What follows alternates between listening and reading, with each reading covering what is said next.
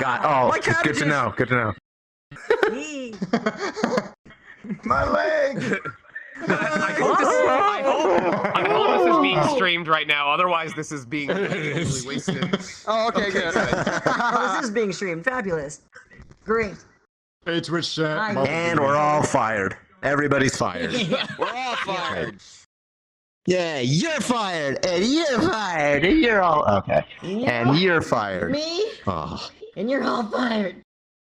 I just read chat. Somebody said Mike Kachowski, and I am dying. Oh, I wish I had like fucking chat on my hand. Wait, how are you? Okay, Is it Unzi Twitch? Can I see chat? One of your It's on Twitch. characters. Yeah, we're on Twitch. Yes. Oh my One god. of your characters now has Kachow in their name. Who is it and why? Subaru Kachowski. Oh my god. Legacy just got one name, but I always call him Legacy B-Star. So he's Legacy Yes, B-Star. that's what I called him. That's Yeah. not bad. Issa Hello, Kachel. my name is Legacy B-Star. My Hey name team, is if Legacy possible, B-Star. come up closer to the We stage. are You're now really gonna far away start. from the camera right now. Oh, we're starting. We're gonna start, everybody. Woo! Oh my god. Wow, usually people pay me to stop. Good evening, Furality. We really apologize for the huge delay. We are so unbelievably popular that we crashed VR chat for like the third time this weekend. So Yeah. we did it. We hit our milestone. All right, now we need to do this at a real convention in the future. We need to get it so Crash the popular con. that the whole convention crashes. Everybody Yes, starts And we all die. Thank you. Great idea. Thank you so much for bearing with us through the technical difficulties. And we are going to move straight into it. Very, very little delay. So we have ourselves Sean Chiplock. Hello. Casey, I'm going to absolutely pronounce your name wrong for the 11th time. You wouldn't be the Mongolian. first. That's the one. Mongolian. Mongolia. Sweet. He does throat singing. All right, whatever. And Ben Diskin. Mangelo. And I'll let y'all take it from here. Okay, Oh cool. God. We I know. Sean. Right. You're going Wait, first, Sean. yes. You Are tell we us. going? Are we You're going? up. Are we going You're going manga or first. Western? Are we going manga or Western? Right to Oh left or my left to God. right? What are we Starting with you. From the audience Starting with perspective, you. manga. You're going. Go. Okay, Talk. all right. Hello, everybody. My name is Sean Chiplock. I also go by Sonic Mega. I'm the only one who doesn't have full body tracking, so don't look at me. Just enjoy my personality. I voice Rivali and Teba and the Great Deku Tree in Breath of the Wild. Kai Kisk in Guilty Gear Strive, Mishima Yuki in Persona 5, and I've been at various furry conventions for several years. Yes, absolutely. Wait, upstage? Upstage, yes. Yes. Move closer to the camera if you can. This My is the voice in theater your head. training is worn off. But yeah, I'm just really, I'm a huge fan of the voiceover industry because it's given me all these chances to play characters that aren't possible in the real world, and I'm super grateful to get to be with all these cool people. Woo! Dope. You're A next, little bit Casey. closer. You're next, Casey. That's. Casey, go. Oh, Casey! Is it it's my turn? Hello? Yes! Casey, you're lying. Hello? Let's go, Mongolian! Okay. Line? Okay. Hi, guys. What's up? My name is Casey Mangelo. I, too, am a voice actor. Isn't that great? I'm most probably known as Scorbunny in Pokemon Journeys, as well as Raboot in Cinderace, as well as Raichu. And Oh, that's so cool. You're right. yeah, Hugh, that's probably neat. my most. Yeah, I mean, it's the most like kind of animal furry kind of adjacent thing that you guys would probably care most about. But I'm also in Neon Genesis So- Evangelion as Shinji Ikari, the Netflix dub. So when you're done recording, they have to and, write you a paycheck? Yes. Ah, Ha ha ha how dare. Also, excellent. Titus laugh. I love it. And that's basically it. There's not much to me. That's basically it. Moving on to this one. Hello. My name is Jonah Scott, and I play characters that are way cooler than I am. I voice I voice Legacy in Beastars, Joe in Skate the Infinity, Aiden Caldwell in the upcoming Dying Light 2. Let's see, who else? Sniper Mask in Netflix's High Rise Invasion. And the list goes on. But Wait, are you yeah, the one who shoots me in the head in High Rise? Oh yeah, I got the sniper. I'm the guy. Are you the one that walks through the hall? I don't know. I'm on a rooftop, and then someone snipes me when I'm like. That trying sounds like to- something he would do. Okay. Yeah. I'm Okay, so yeah. glad that you ended my life. Thank you. You're welcome. Oh, I'm also in Trails of Cold Steel with Sean. Yeah! With Randolph Orlandolph or Randy Orlando. He's everyone's favorite redhead. Great, my favorite redhead at least. All right, Ben.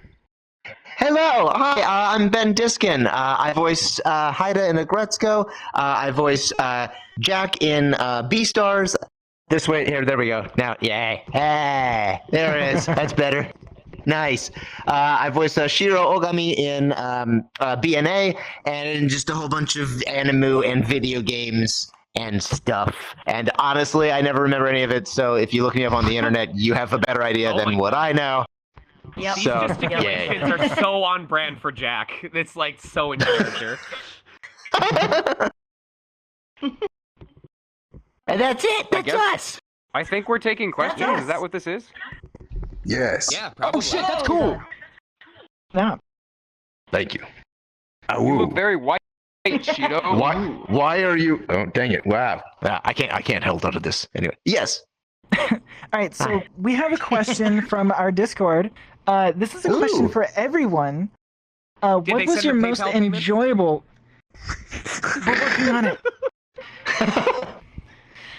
A question for everyone. What was your most enjoyable roles that they really allowed you to let loose on your character, and why? You gonna start, do Haida. Sean first. No, Okay, all right. no, we'll go don't, reverse no. order. Reverse order. Let's go. Thanks. Wow, thanks, buddy. No problem. Yeah, they're just something that I got to cut loose on. Oh boy, come back to me. Come back to me, All right. Okay. Sean. All right. Go. No, Legacy. Screw Let's it. go, Randolph Orlandolph. All right. Okay, Mom so and Daddy, stop fighting! Go a ask role your that I really just got to stepmother. like let loose with is probably Legoshi because I don't have a very anime voice, as you can tell. It's very like deep and like dad like. So it does fit Legoshi, but because of that, I'm often cast in roles that require a lot of like nuance and subtle like cinematic expression, and Legoshi has that in spades. And I really got to just, I'm gonna be very honest. I really got to chew the scenery so hard as Legoshi, and like almost it felt like I was overacting, but that's exactly what you have to do for anime and animation. And I really like. I mean, he goes feral like 8 times, and I do all those noises. Like I snarl, I growl, I yell, I scream, I gnash my teeth, and I take big old sips of water, make it sound nice and bloody and gross, and it's fantastic. So yeah. But so what about when Legacy's- you're not playing Overwatch? Hey, that's only when I'm playing McCree, and I know I'm missing shots that I like 100% would be able to hit otherwise. But it's just like it's an off day or something. It's like I always if negative praise of yourself. No, don't. No, it's fine. But yeah, Legoshi's my favorite. He's the bee's knees right now. You also get to punch Hell yeah. a deer without getting a fine from the wildlife reserve. Also, Oh yeah. super quick. Take 3 super big steps straight forward. Okay, cool. We have to go into the light. Sweet. Maybe too many. Oh, how about here? Step away from the light. Right there. Perfect. Okay, cool. Hello? All right, you're in frame. There we go. Huh? Your turn, Casey. Me? Oh. Oh. Which well, one lets you let loose and rip it? And Score Bunny for sure. I got to be crazy Yeah? in that. And doing Score Bunny in Pokemon, there's no real set thing to say. It's pretty much like you can only say, the character name, Score Bunny. And you have to fill up a certain time in the frame. So they're just like, okay, you have from here to here. Go crazy. So every time I have a cue, I just go totally nuts with it. And I'm just like, You just get I to don't do know, that whatever. was That's awesome. insane. So Yeah, it was they don't insanely random. write out exactly the syllables No. you say. You just get to make nope, it up. I Oh, that's just do so it. Yeah, cool. I make up fucking everything I cool. do. Nice. As long as there's intent behind it. And it's funny because in the beginning when I first started out, my director, Lisa, was like, was there intent behind that? I'm like, yeah. And then sometimes Was I there would, like, intent not behind have that? intent. And she'd be like, Were you acting on there's that no one? intent behind that score bond. There was, what was the intent behind that? I'm like, I just said the line to see if you catch it and you caught it. Okay, let's do it for real Damn. this time, Ben. Like, okay, and she's got such an ear for this stuff, but yeah, She's but good you for get so to long. just go completely insane with that and have a lot of fun with it, and you make it yours. And the same goes Hey, for Casey. Oh, go ahead. Crab Go Boots ahead. and Race and Raichu too. What's that? Well, if I wanted to own your voice as a score bunny, is there a way that I could do that? Right! If you wanted to Oh, yeah. own my voice as a score bunny, if you guys like plushies, if you guys like toys and stuff. I feel like that might be a kind of a dumb question for this crowd. I'm just saying. I feel like plenty of people like Do you that. guys like do you guys like plushies by furry things? chance? Stuffed animals? Yeah. Yeah, No, nobody you can likes have that a here. No. Talking I'm leaving. plushie See you later. with me stuck inside the plushie. Free me. Free me. Free him. Please. Hey, did you guys know Nathaniel over there made the free him meme from like Tumblr where Pikachu's stuck in a bouncy ball? He made that's him. I'm a meme lord. Hi guys, Baba Booey.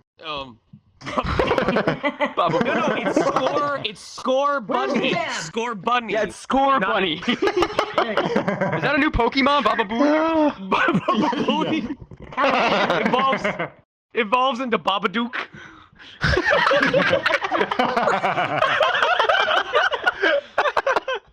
Listen, we had to bring him up. It's Gay Pride It's Month. Pride Month. Yeah, jinx. Yeah, the Babadook is a gay icon.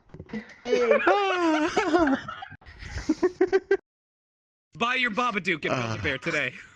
All right, Sean, I think it's your turn. Oh my god. Yeah, come on, Sean. It's not a question Buy of which score bunny roles at have... Build-A-Bear. It's dope. It's not a Now to question you. of which roles have let me go loose. It's which roles have reined me in the most, to be perfectly honest.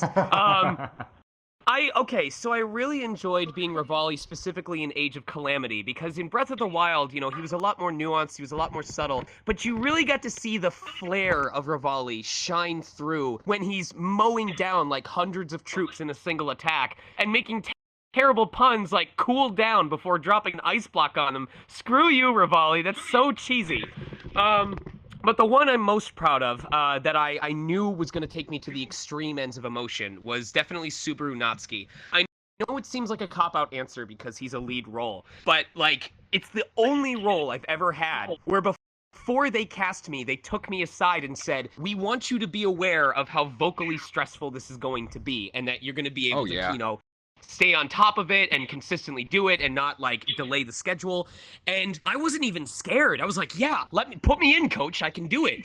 And there's been so many cases where people were like, how did you pull that off? How much did that hurt your throat? And I knew it was going to hurt, but I was so excited and so eager to showcase what I could do that it didn't really scare me. Case in point, I'll only bring up the one example. A lot of people don't know that in season 2, that whole like 45-second scene where Subaru like gets parts of his body bitten off and then he's eaten alive by the rabbits, that all happened in one take. There was no second take of that. So I'm just really proud of that because like Yeah, dude, I have a similar story. When Legoshi kicks the shit out of Bill. Spoilers. If you haven't seen this first season, go watch it. That was all one take. We just let it go. And at the end of it, Bob, the director, was like, "Okay, I think we got it." There's kind of the same thing with me and Ava and Ben. You were there when I was doing some of that stuff. I watched them record Ava. Yeah. and I had never seen this guy cry before.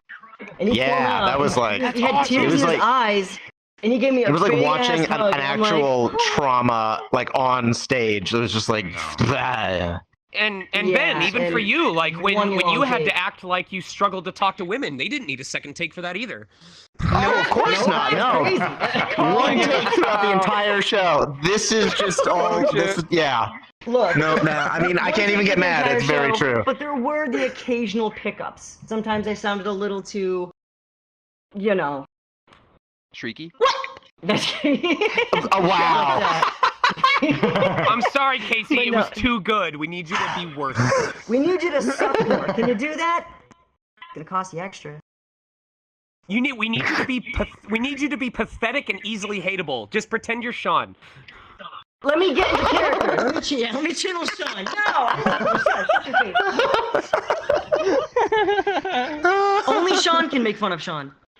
Yeah. All right. Anyway, None of you Another say question anything. for He's you a good guys. boy. Okay, we got another question. All right. Sure.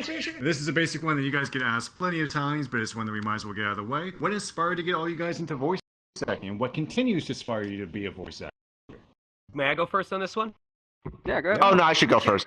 Money. Okay. Just kidding. Sorry. Go ahead. I'm just kidding. I'm kidding. If you actually know anything about voiceover, you know that ain't true. He can't. Well, he already took my answer, so I have to come up with a new one. Yeah. Thank you. Yeah. Neopets, Adult Swim, and Full Metal Alchemist. Because I was no, for real. I used to stay up super late because I hated school and I didn't know what I wanted to do with my life, and everyone was pressuring me to get into college. And I would always stay up and listen to Adult Swim in the background while I did my dailies on Neopets because I was in Michigan, so it was like 3 a.m. when the servers reset.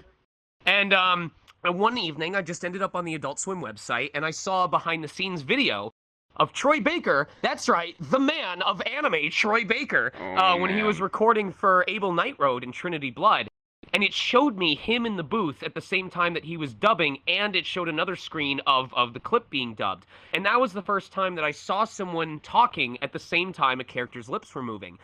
And I didn't know what the hell I was looking at the time, but it just looked so, just the concept of like a human being of myself instantly becoming that character at the same time that they were talking was enrapturing to me. I just wanted, it gripped me and I wanted to be a part of it. And what has kept me so passionate is, like I joked about at the beginning of this panel, there are so many opportunities. Like Casey is a rabbit. He is a rabbit that gets trained by trainers, and he has a plush animal. Ben gets to play like an office hyena. Joe gets to play like this epic Reaper dude with like a giant gun axe and like all these other characters. And it's these things that like if we tried to be this in real life, we'd probably end up behind bars. But instead, in voice acting, we get paid for it. And it's not about the money, but it's just the idea that we can have all these crazy adventures, have all these creative endeavors that like embrace the furry fandom as a core aspect and make it our careers. And I just really, really enjoy. Oh my God. Look at his butt. This Do you like my butt? This is my boyfriend now. I call dibs. Casey's caked up. No. All right. Here's why I got. All right, I changed my answer. I got into voice acting so that one day I could grab Casey's bunny butt live at panel. All right, go on. Go, man, go! Go, man, go! Oh, wait, you can't. You're not. No, you're in not desktop. Bonnie. Never mind. Bunny. Where am I? Get it? I'm turned around. You're like Justin Hops. Justin Hops, not Judy. Justin Hobbs. Wow. Justin Hops. Oh, man, Jude time to be gay. Jude Hops. Hello? Yeah, Casey. It's your turn. Your turn, Casey. What'd I do? Come on. What am I doing? Spanks your butt. Go on. Go up. Wait, what am I doing? Hold on. What is my avatar doing? Hold on. You're explaining how you got into VO. Alright, one sec. My avatar just ate crap. Okay, Legoshi, how'd you get into VO? Do I look normal? Is this okay? You look fine. Yeah, you look fine. Yeah. Good? You're fine. You're fine. Okay. You just want us to stare at your butt. Just stop lying to us. Anyway. Wow, there it is.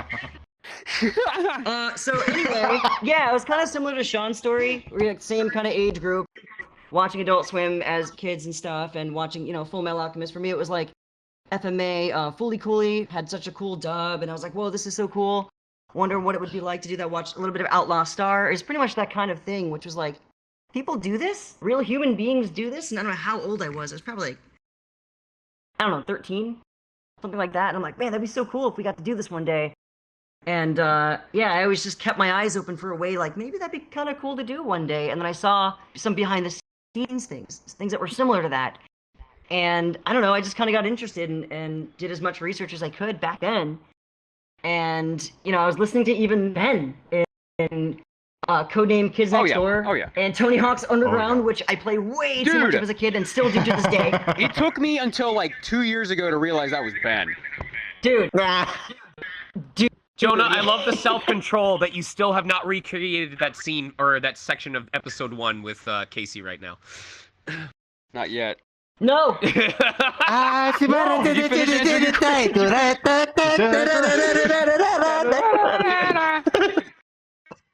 was like, keep moving closer. You guys keep scooting back. Oh, yeah. You We dorks. keep scooting back. Sorry, I'm gay. I don't know what I'm doing. We're Crowd migrating. mentality. It's because Casey's What a carrot. backing that ass up. yeah. Nom nom. I gotta stand up to back it up. Carry anyone? Just too much play oh god, this is I'm awkward. sorry, I don't care at all for that. Casey's the one on the couch, and we're all standing behind him. Oh yeah.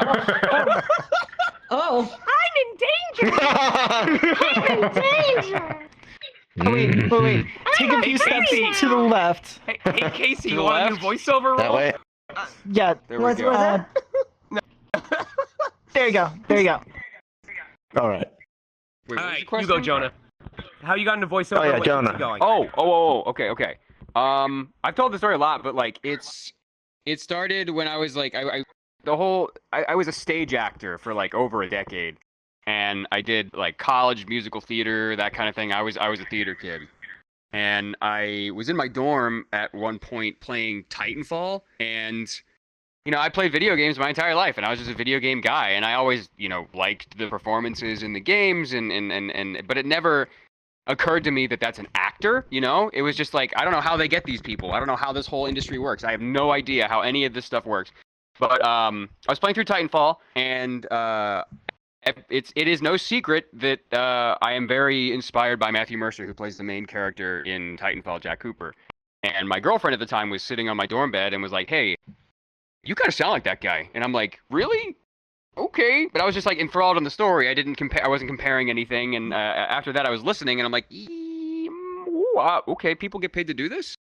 Oh, okay. So I spent the next year of college. Whenever I would get back from classes, I would go on the internet, and I would go on my blog, and I would just type up random script shit and read it into a microphone and edit it and make it sound good, and then put it on the internet. And people liked that. And then I found some auditions, and then I did that, and I was, I made more money than I did working at the deli that I worked at. So at one point, somebody was like, "You should try and do this for a living," and I'm like, "Cool. Where would I do that?" So I moved to LA. I had $200 in a suitcase, and I slept on Jalen Castell's floor for a year. And Damn. here we are. The funniest thing is, I was inspired by that first person video game protagonist kind of shtick, with Matt and the people like Troy and Roger, and now I get to do that for real, for real. It's not a joke anymore. I feel like I oops myself into this whole situation sometimes, but No, you can do it. How did I get here? I can do it. If I can do it, you can do it. Jonah B-Star started at the bottom, now he's atop. Wow. Hey. Thanks. Keeping it nice and clean. Words. Super True words PG. were ne'er spoken. Anyway, your turn, buddy. Oh, And you, Mr. yeah. Oh, hi. Winning Ben Diskin. Yeah, God, son of a them's fighting words. Yeah, I got into this business because I didn't have a choice. My parents were both actors, and they said, "Hey, you kid who's still in the womb, you are going to be an actor." And their agency said, "We want to represent your kid before he pops out of you." And my mom said, crap. "Okay." So I had an agent technically before I was born. So I've literally been doing this my entire existence, and technically even before then. If I recall, they yeah. had to Born lure with a you side out of the womb. They had to lure you out of the Yes, womb with an with a Emmy before you microphone. leave. Kid, With a mic. come on. You got it. You got it. Come on. Yeah. So yeah, that was my yeah. I do this just because I love it. It's ridiculous. Look at what we get to do. We get to be cartoon characters, and it makes people happy, and it makes me happy. So yeah, that's my motivation. Is very simply, I really enjoy my job. It doesn't get more complex than that. That's basically what it You're is. damn right. We did it. We answered another question. We answered a Right. question, everybody. I want you guys to know we have currently answered 2 questions in 20 minutes. We're making good time. Making good time. It's about on par for anime dubbing rates. Yeah. All right, you got another one to ask from the group? No, that's it. Sure, Just yeah. 2. Oh, okay. Third question. Let's see if we can make Well, it. everybody, see you later. panel. Bye. Well, thanks Okay, so much. so here's another one for all of you guys. So for your most well-known characters, were you expecting the impact that they were going to have on the furry community and the attention that you guys received from it? You Where clicked the chat. did you come from? What? I was Where'd whisked you away go? over there for some reason. I don't know what happened. Sorry, could you Whoa. repeat that? I Sure. yeeted. VR chat is Okay. a glitch-free game. Sure, here, I'll share it for you guys.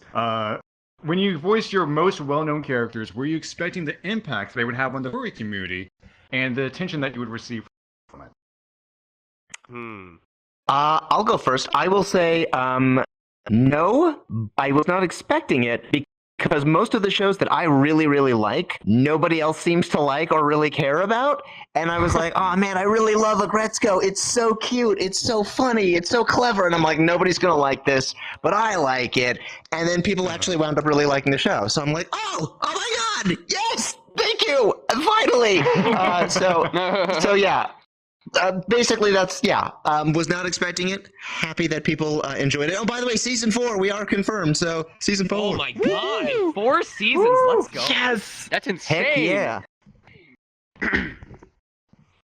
My turn? Mr. B-Star. Yeah, go. Yeah, Oh, go ahead. Yeah, Legacy Mr. B-Star. So I want to put everything in perspective for everybody listening right now. I have been doing this for about 2 years. Like, full on professionally, okay? Legoshi is the first protagonist I ever had, and I almost pissed my pants when I heard that I got cast, because I didn't think there was not a snowball's chance in hell, because I was so new and so fresh, but Netflix liked my voice. I knew I've known Nathaniel for almost 10 years at this point.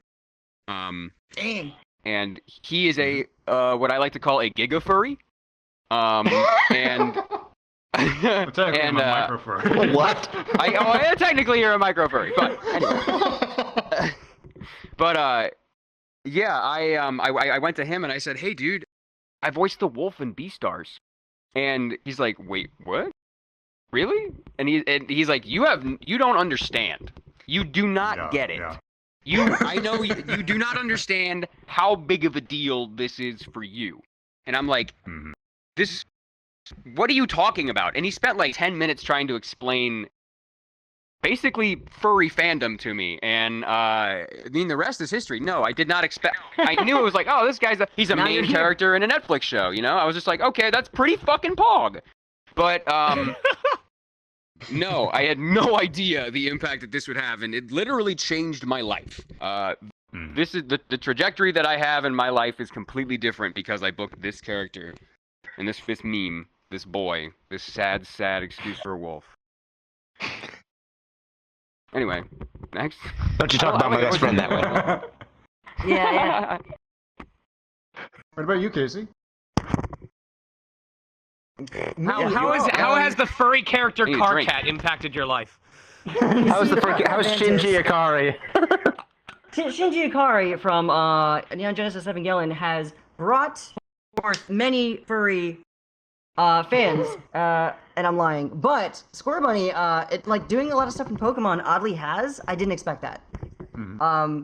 And they draw a lot of cute like fan art, and it's the craziest thing because everybody is so good at art, and I can't even draw a stick figure. But everybody who's a furry can just draw really, really well. It's just how it goes. You're all so And they're talented. like, hey, I drew Square Bunny, and I draw like a humanized Square Bunny, and I drew like this and that. And I'm like, how are you doing this? It's so good. And I, got more and more people sending me stuff. I'm like, you guys are all like furries. You guys are awesome. Furries are cool. Heck yeah. Yeah, that's another thing I That's could kind of touch how on. I was like, diving into the whole like furries are cool. Yeah, you guys are cool. Here I come. One of us. Yeah. That's pretty So, much it for me. yeah. What about you, So Sean? my answer is a little bit different. It might be wholesome and heartwarming, but it's not what you guys expect. So, Okay. I've been around. I've followed Nintendo. I know how people reacted to Falco and like Amelia from Animal Crossing and Cass. So I knew right off the bat that Rivali and Teba were going to be popular. Because I was kind of prepared for that, it didn't really take me by surprise. Obviously it was a voiced Zelda game, and I think a lot more people were entranced with the idea that there was a Zelda game that had full voiceover. or major voiceover for the first time. But not a lot of people really know me as Rivali. Like I was a guest of honor at a furry convention last year, and nobody actually recognized me. They just knew it as the guy who voices Rivali. So I don't think it's actually impacted my life on a social aspect. However, way back, as a child, I distinctly remember my dad and I bonding over playing Ocarina of Time. And at one point, I'm going to get choked up repeating this. My dad is just marveling at this open world, you know, as we're going across Hyrule Field for the first time. And he looks at the Nintendo 64 and he says, I cannot believe that they fit all of this onto a cartridge this small. Mind you, this was back during the Nintendo 64 era. So a cartridge this small. So imagine Size of a sandwich half. Imagine when almost 25 years later, I get to show him a copy of Breath of the Wild and tell him, can you believe that they fit all of this on a cartridge this small, Like and an that SD your card. son is voicing one of the main characters in it. And it was a full circle moment. I was paranoid that something was going to happen to my dad before the game came out, and I wasn't going to get to share that moment with him and say, hey, that game that you bonded with your son over is now a permanent part of his legacy, and you're responsible for that being able to happen, because when I first got into voiceover, you didn't chastise me. You know, you might have gotten upset when I was loud and rambunctious, but you let me keep doing it because it was something important to me. Well, now I get to pay you back for it. And so that was really important to me, because now that's a permanent part of my life, and now that he knows, it's a permanent part of his too. That's awesome. That's really cool. That's incredible. That's Like awesome. sweet as heck. You gotta make me cry over here. I'm like close to it. I gave you some hearts, Sean. I gave you all the Thank you. hearts. You're welcome. So, Don't worry, I'll be back to crack posting in like 2 minutes. Oh, good. Okay. Same. all right. So this one is another group one, but two different subjects. So Jonah, Ben, and Sean, how was it to work on JoJo's? Parentheses. All right, I I'm in know front of. like, Get out of here, asked Casey. that I'm a in front of you lot, now. But wait. And then for Casey and Ben, how was it to work on Miraculous? Oh. Okay. Well, JoJo's, for me, I played Joseph Joestar in part 2. It was great. It was probably one of the fastest anime that I've ever dubbed in my life. We had absolutely no time. Like, I don't know why we were under this massive time crunch. So I was recording about 8 hours a day, 3 days a week, which for any kind of yelling anime, that is a ton of yelling. And so I basically had to scream like a maniac for 8 hours a day to just blast through this whole thing and get it out in time. I still to this day don't know why it was a rush, but it was really fun because, okay, you know what? To answer a question way back when, where it's like, what's something you could just cut loose for? Yeah, it would definitely be JoJo's part 2 for sure, because it was just nothing but nonstop screaming and going insane. But that's, it wouldn't be bizarre if it weren't that kind of a show. So that was pretty awesome. Bringing it back. Yeah. Bringing it back around. Hey. Oh yeah, Juna. Okay. Yeah. I am not in. I am in JoJo's. I voice Formaggio, who is a villain. He's I don't want to say anything too spoilery, but he's pretty red shirty. But it's one of the first shows that I ever did. I think this was the first show that I got brought in to like test my mettle, I guess. I like to think I delivered, but I didn't. I was a fan of JoJo's, and I didn't understand how in your face everything is. Again, like I said, I'm from the school of cinematic, theatrical acting, where you have to pack a lot of nuance, even be able to project that nuance to an audience that's massive, even way bigger than like what we got here too. And it was they just kept telling me you gotta get more, and like there got to a point where I was like screaming, and they're like, "Good, that's the voice," and I'm like, "Oh, what? Really?" You had to Nicolas Cage it.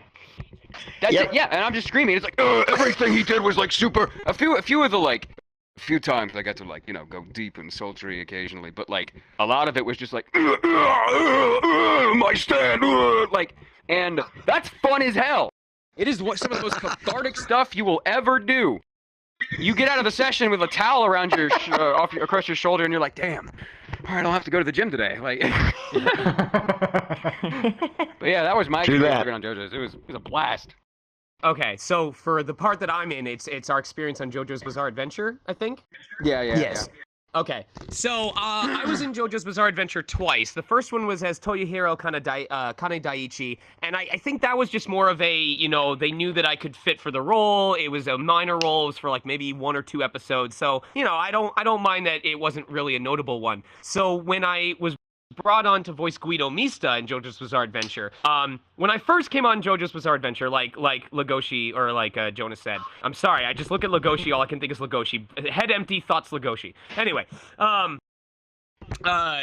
didn't quite understand what it was about, but the second time I came in, it was like, okay, I get it now. JoJo's Bizarre Adventure is ADHD, the anime. And from that point on, I was immediately clocked in. Like, I understood the whole point of it was taking itself super seriously to the point of comedy, and that's why it was enjoyable. The whole poll of JoJo's Bizarre Adventure is, let's see what absolutely ridiculous logic they pull out of their butts, and then make it somehow make perfect sense anyway, and that's the fun of it. And you could tell that everyone on the cast and everyone on the staff was having a blast. Like, when the writer gets to say, "Do you get that, you bobble-headed turd burglar?" and have that show up on people's televisions, it's gonna be a good time for everyone. Oh yeah, So, the writing in JoJo's is wild. Very true. it's amazing. They're like, what insult can I create that fits these lip flaps? So yeah, it was just a blast. I love that I got to be Guido Mista, someone who's very loyal, very resolute, which is kind of a typecast for me, but also someone who like embraces the gangsta style that he gets to inflict on his enemies and really lives up when he feels like he's the one in command. And it was just fun. I got to go ham, I got to go all out, and the more ridiculous I made him sound, the better it sounded for the dub, and it was just a good time all around. Sweet. Well, here is one for. We'll mix up. Oh wait, the what big about, old Wait, what random about ones. Miraculous? Miraculous? Miraculous. Yes. There's a part 2. Skipped order. Come on, you giga furry! Freaking Three steps Gigas, man, forward. right? Jeez. You drifted. 3 steps forward. We keep migrating, Chad. All right. This is your line. This is your line. This little square right there. Oh, Oh, okay. Okay. That's our mark. Don't miss it. Alright. That's all your right. mark. gotcha. I'm Everybody trying to stand right figure where out I am. what's drift. Everybody just blend into one person. I'm sorry. I'm doing this with Joy-Cons. I keep drifting.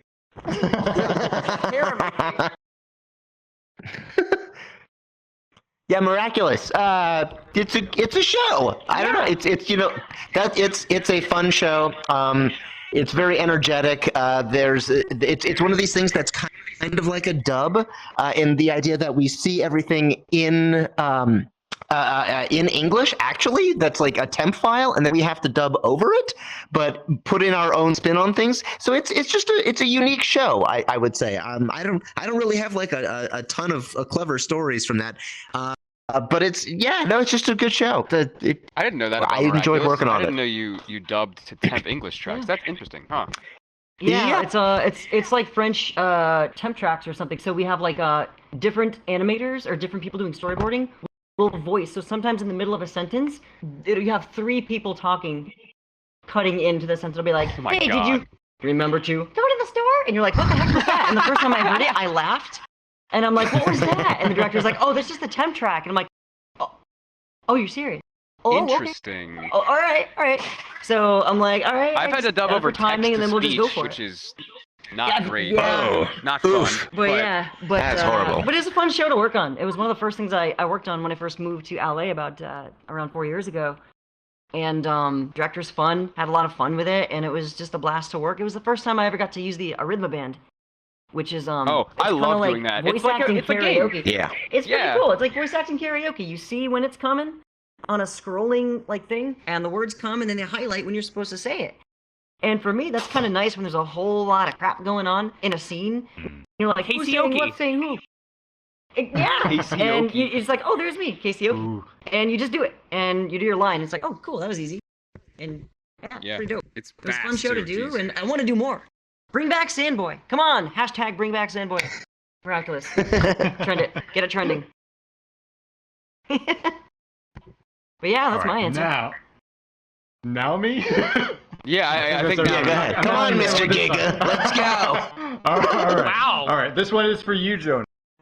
Oh boy. Do you, as the voice of Legacy, do you enjoy bugs as much as Legacy? And if you're allowed to, can Legacy please say, "My beetle son, my tiny baby, I give you pats and feed you lettuce"? Okay, first of all, my beetle son, my tiny little baby, I give you pats, I feed you lettuce. Thanks. I don't know where he is, he's gone. But yeah, I can totally say that. And I guess, they have to be, for me at least, I don't like tiny bugs. Tiny bugs can get right out of here. I like big bugs. I'm a fan. And you cannot not lie. like, not like, I like big bugs, and I cannot lie. I like, those rhinoceros beetles are cool. I grew up in Cincinnati, Ohio, and they have one of the best botanical gardens on the planet. So they also have a very, very, and the entire zoo is a botanical garden. That's why it's one of the biggest on the planet. And they have a huge bug house, and I love going in there and seeing, like, they have worms and centipedes and rhinoceros beetles and other kinds of, like, bugs from, the Amazon rainforest that are well, there's only 4 of these in existence that we know of, but here's one of them, and it's so cool. You guys should go see the botanical gardens in Cincinnati if you ever get the chance. Go to the bug house if you like bugs like Legoshi. I do. I like looking at them. Holding them, another thing entirely. I worry, like, Legoshi's bug pet is Kabu is a tame beetle, right? He knows what's gonna happen. He knows how it operates. But, like, you go in there and get a wild bug on your arm, and it's anybody's guess. So only tame bugs for this boy. But yeah, I do like bugs. What about bugs? Bug snacks, yeah. This is in a game called Bug Snacks. Yes, Oh, yeah, speaking of which, tell us about that. How was that for you? Because that was an interesting game that came out not too long ago. Yeah. Bug snacks? Yeah. Oh yeah, it was super What fun. was the experience I mean, that was a voicing that? game we got to have a lot of fun with because we had a script, but I auditioned, and they wanted a non-binary actor, which is cool. So I auditioned and got the part. And then when we all got in for an ensemble session, we had a lot of great actors there. We had like Deborah Wilson and Roger Craig Smith and Fred Tatasciore and stuff. And Roger Craig Smith played my character's brother. And once I heard his character, I'm like, okay, hold on, I'm gonna have to change a few things. I have to make my character sound more like his, and way more annoying to match him, enough so I could piss his character off. Otherwise, it's just not gonna work. Yeah. So, like mid-session, I'm like, hey, can we talk about this? And they're just like, well, just do it how you're doing now. And it wasn't until after that session, I'm just like, no, we got to change this voice because this is just all wrong. So we did. We went back and we changed my character voice, and I made it match more of his. And it was more like Floofty Fizzlebean. It's more snooty and stuff like that. And that's what his character was doing. And my character originally was much softer. And I'm like, nope. No, it's no. Once I heard him, I had to make it just as annoying. So we can get at each other with an equally annoying voice, and you know what I mean, like siblings. So Right.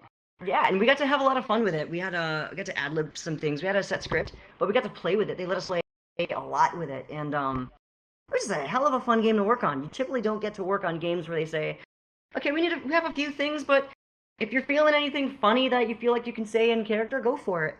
And That's the most freeing and terrifying thing to be told. Yeah, right? Oh, absolutely. Say anything, but make it I didn't think they funny. would. There's a part of the game where randomly in the game, my character, like all the other NPCs in the game, can run around and do various things. Go inside a place, make food, whatever, go to the bathroom. And inside the bathroom, inside the outhouse, they say things. And one of the things I said that I thought for sure was going to be cut was, that's an odd color. And I'm like, and that's something that you hear from the outhouse. What did I eat? And I heard it in the game, and I'm just like, no way. No way. Oh my god. So yeah, that was Alright. pretty good to Poop work jokes. on. Super fun. Alright, here's one more for me before I swap back over to you, Sora. Because of the pandemic that happened last year, that affected a lot things, because usually you guys go into booths to record separately or yada yada yada. How has the pandemic affected you guys as voice actors? Oh, Throughout the boy. pandemic. Here we go. Here we go. I have to. Let's go. I have All to right, who go. wants to go I have to first? go last. I have to go last. Okay. If I go All right, well, first, let's try last. last, you're not gonna get a chance. So yeah, the pandemic. We've all been recording in our closets. Basically, we're all trapped Literally, inside little tiny rooms with no airflow and trying to dub through Skype. It's been an adventure, 1 week. which is a nice way. Anyway, I don't even know what the words are, and I'm happy. I love the bare naked ladies. Yeah, me too. Oh, there's the band, right? Gotcha. Man. I'll just take Casey as a rabbit. Hot. Yeah. It's been wild, but it's worked out for us because eventually we were very fortunate that we were able to actually do our job from home. You know, a lot of people really suffered through the pandemic. Voice acting, we were one of the few acting industries that wasn't too bad. You know, so yeah. But yeah, I'm just really happy that it happened, and well, no, not that the pandemic happened. I mean that we were able to work from home. That part, just to be perfectly clear. Yeah, but yeah, got it. that was pretty much my experience of like, can't wait for this to be over, and it seems like it's almost over. Finally. Mr. Jonah? I came. Yeah, we're all vaccinated. I think. Yeah, we're all vaccinated. I would assume. Yeah. Okay. Yeah. Yes. Cool. I'm still wearing my I mask. came. Yeah, same. Still wearing a mask. I came from online scene of voice acting, so everything I did was remote. Like I lived in Cincinnati, in Bowling Green, Kentucky, in Florence, Kentucky, and like that whole pseudo South area. And there was like it's not a very big video hub, obviously. So all of the gigs that I got either from LA, Texas, New York, even Poland, Australia, I would do that from my closet. Anywhere I was, and at the time I was moving around between college and back home, so I had my Scarlett and my Rode NT1A always on me, and like in the back of my car, just like at the drop of a hat to do an audition or something like that. So I am very used to recording remotely, and this wasn't like I was able to set it up really quick. It took like a day and a half for me to get everything sorted, and the trickiest part of it, for me at least. Was we work with a lot of different studios. I need 4 hands to be able to count even half of where we go. And because of that, each studio has their own protocol, and each studio has their own systems, and each studio has their own programs and setups and things like that. So when I'm recording for Studio A, I know in the morning, okay, so tonight I got to set up this, and I got to make sure I'm logged into this, and then I got to make sure that I have this ready, and then this mic and my laptop in here. So, and then for the session in the afternoon, after I eat lunch, I got to change everything around and move everything around and get this program up and make sure that this works. So it was a lot of figuring out, I have this session today. That's right. I got to make sure that I have the right programs, the right microphones, the right, the way I dub is I use here. This is the first time. I'm glad I get to say this because I've been stewing on this for a while. It's genius. Christian Bonas helped me set this up. So I have 2 Discord accounts. One Discord account is professional, and the other Discord account is memetic, me, stupid shit, And I call one of my Discord accounts from a laptop in my closet, and then I screen share on a hard line, so there's no latency.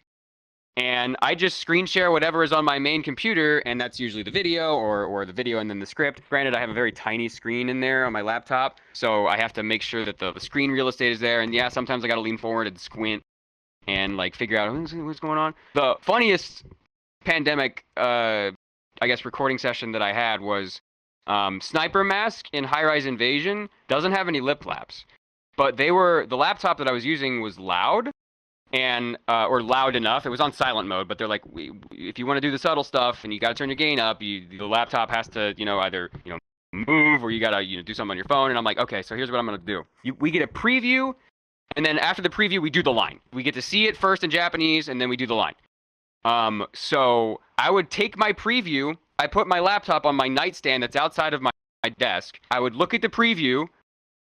Okay, cool, got it. Close the door, and I'm like, all right, he doesn't have any flaps. Let's just hope this works. So I closed the door, and then I would record blind, and it came out fine because he doesn't have any flaps, and I could do really whatever I wanted. I got to do some really cool reads in that show, but I guess it's very situational, and it was honestly kind of fun adventure. But I was still going into studios when I got the opportunity to, just to kind of assess people's COVID protocols and see what was going on. Most of them were pretty good, but they spaced sessions out enough. So if I really cared about a show, I would ask to see if I could go in and really try really hard to make it like pop. But if I was like man 1A or something in a show, it's like you don't need me to be in a pro area. You don't need me to be in this big room. I can record this from home. So that was my experience. What about you, You Casey? just summed it up for all of us, dude. It's pretty much that for literally all of us. Do you Only just. I'm like, wow, you had a whole screen in your booth. I was dubbing on my phone. It was like this little teeny tiny thing, and I'm like, you are not. Yeah, no, I am. Yeah, that's the only way. I didn't have any extra screens. Oh yeah. I could just give you a tablet or another laptop or something. I have no room. My booth is like this big. Oh yeah, geez, right now, okay. I hit the walls right here. Yeah, it is a coffin. It is a coffin, yeah. It is. It's the perfect. When I get buried, it will be in my booth. Did you want to add just anything, double it? or did you want me to? I mean, like, I guess now, like, going on what you were saying is if you really care about a show you're doing, you're like, okay, we're not so sure about doing this part from home because there's a lot going on. I just did a session yesterday for a show, and there's so much going on, and it's too much, and I have like this huge monologue that's like 4 pages long. I can't even see the whole thing on the screen that they gave me. Yeah, right. So I'm like, look, it's gonna sound like crap if we keep taking it bit by bit and weird. I want to do it in 1 pass, 2 pass, and pick it up so it sounds more natural and sounds better and just sounds more believable and more authentic than rather me having to like engineer myself, tweak things, and switch windows in the middle of a monologue. It's just going to sound bad. So we're starting to just now go back into studios if we are okay with it, which I am because I'm vaccinated. I still wear a mask, and everyone at these studios are vaccinated. So I'm going back in Monday and to just continue working on shows. So much better. My God. Yeah, I like how you said like I go back in Monday like the time has come. It all ends. You don't understand. Trying to dub pretty with much our crappy internet here, with our crappy internet here as well. They're like, "Do you see the screen?" And I'm like, "I really don't. I see a slideshow." And because it's instead of like dubbing to a fluid picture, I'm getting. Yeah. And they're like, do you see that part in this time code where like the mouth flat? I'm like, I saw the same screen for 6 seconds. And they're like, oh. Yeah. So the whole time I'm pretty much dubbing to sound. And they're like, well, good luck. I'm like, okay, we'll just try it and hope it works. So it's going to be nice going back into studios. And it's no one's fault. It's just the internet connection bouncing between someone from home, someone from studio, and me in my home studio. Using all these different programs, there's a lot going on. And the connection isn't always gonna be the most stable, of course. So going into studio is gonna eliminate that. It's gonna be weird dubbing to picture live in sync again without having to guesstimate where it might be. You know what I mean? So it's gonna be you've developed weird a new muscle to see it again. Yeah, I kind of have over the last year and a half. But my God, it's gonna be weird our not using speed it anymore. in the booth now is like banging because it's just like, wow, I don't have all the problems. I don't even exactly. I don't even look at the video anymore. During the preview, I'll pace it out to myself, and then I'll just stare at the script while I'm recording it, so I don't mess up the words. And then be like, "Yep, we're good. Yep, we're good. Yep, we're good." Yep.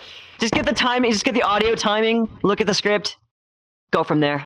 You're usually good if you do that. I'll try and speed mine up because I know we've been on this for a while. So the best way I can summarize this is the game has changed, both for the better and for the worse. And I mean this in a sense of privilege and accessibility. It goes the whole spectrum. So during the first month of the pandemic, when everyone thought, oh, we just have to wait a month, this will all blow over, and then we'll have everyone back in the studio, they just canceled all of our work, and all of us logged more hours in Animal Crossing in 1 month than we did like in the last 10 years. But after they realized it was going to be more long term, everyone all at once started reaching out to actors going, So, what's your home setup like? Yeah. And that's when they all quickly learned, and this wasn't a bad thing, but they all quickly learned that the mass majority of actors have home setups that are only good for auditioning, not for broadcast. And that's fine. Correct. Because most of the case up to that point, you'd audition from home, they'd ignore any like background noise or studio glitches or whatever, because they're like, all right, well, if we book them, they're going to come into the studio. Well, that was no longer a factor. Right. So all of a sudden, I'm sure each of us at some point had a client that went, we need you to take care of this. We need you to get rid of this background noise. We're getting this weird feedback, or we're getting this weird Yeah, that was the reverb or computer something." issue I had. I had to like just retrofit I everything. literally had that was when I had to finally put my PC out of commission because the PC fan was just too loud for me to use it for a session.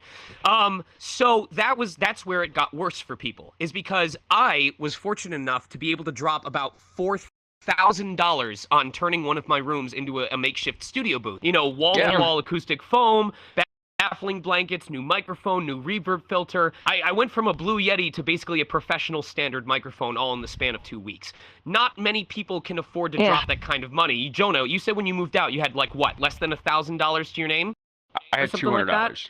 Yeah, $200. And we're talking about me spending $4,000 in 2 weeks just to upgrade my studio. I was able to do it, and because I was able to do it, I had the unfair advantage of being available when clients were scrambling to fill in these slots now that clients weren't willing to wait anymore.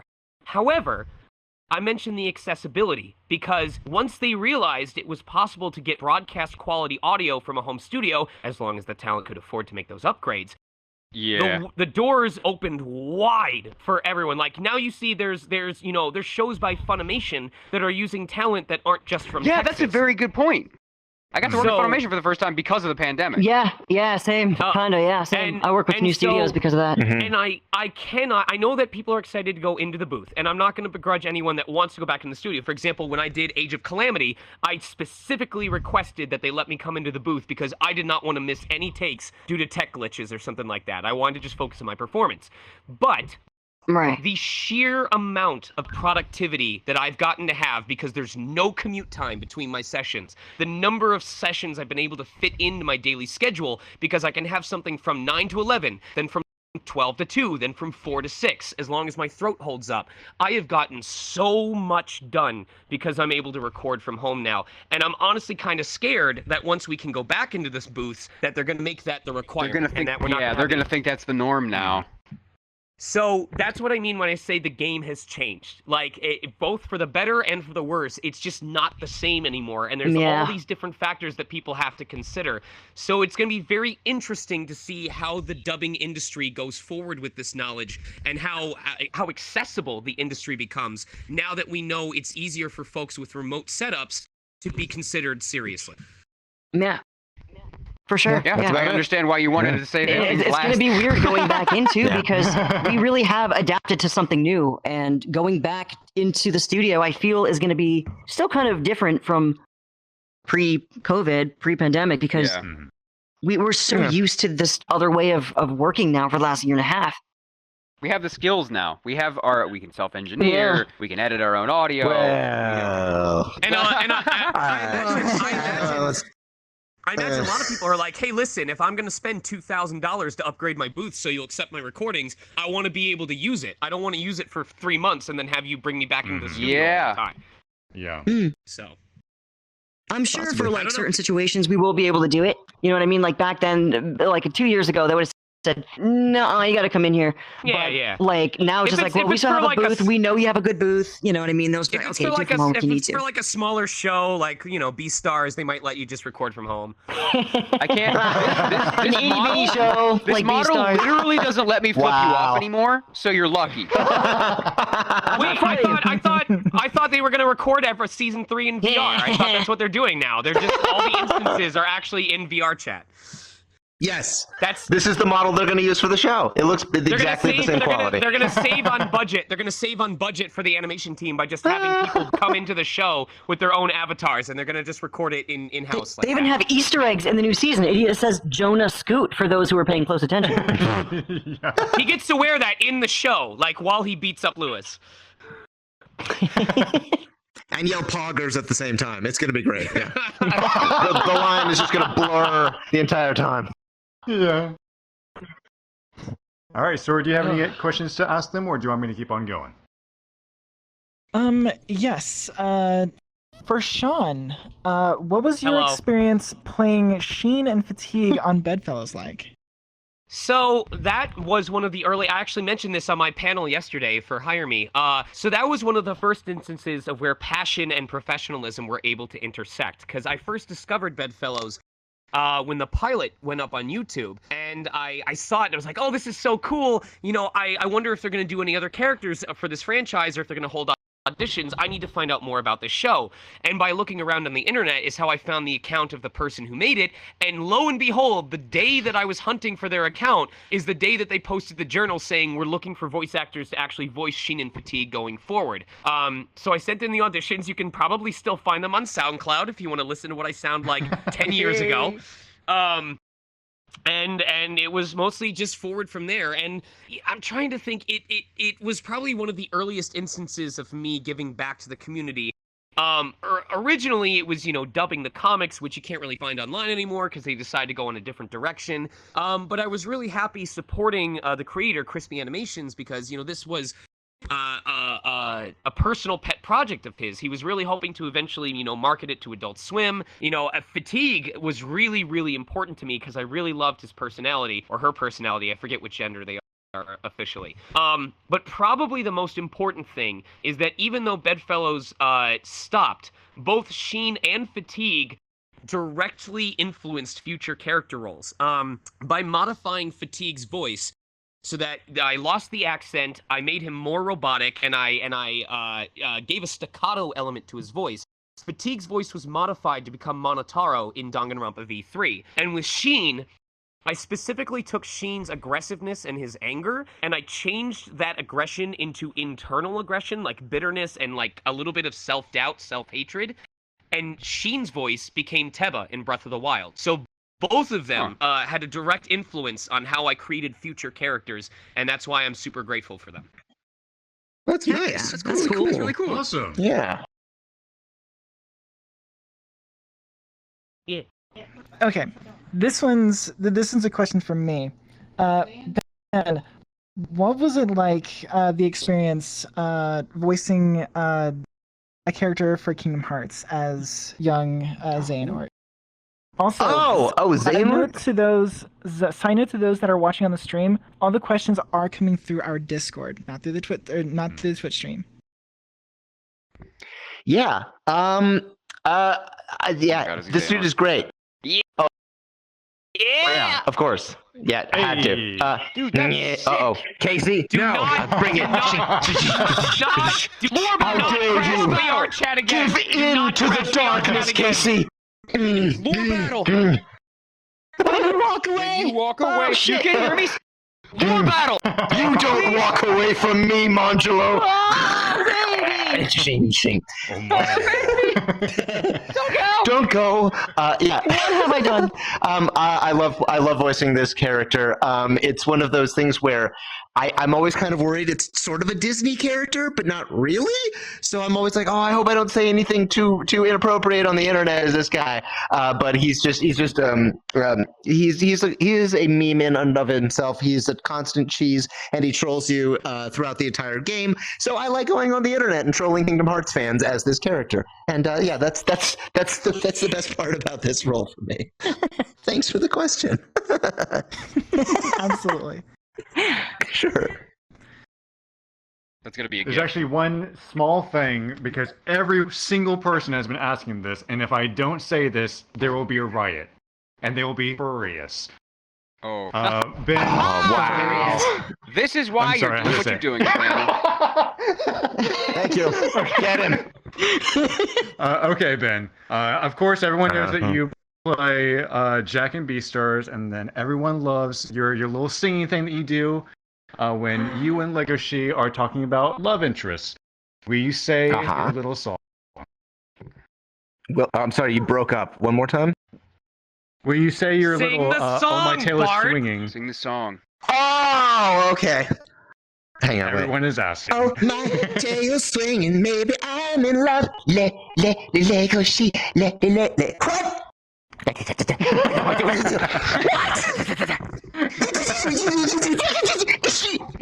you saying she's not a wolf? Not a wolf.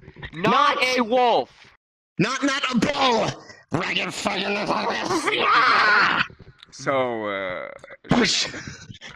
No. Take that. Bad. No. Anyway, you got what you wanted. You got what you wanted. There.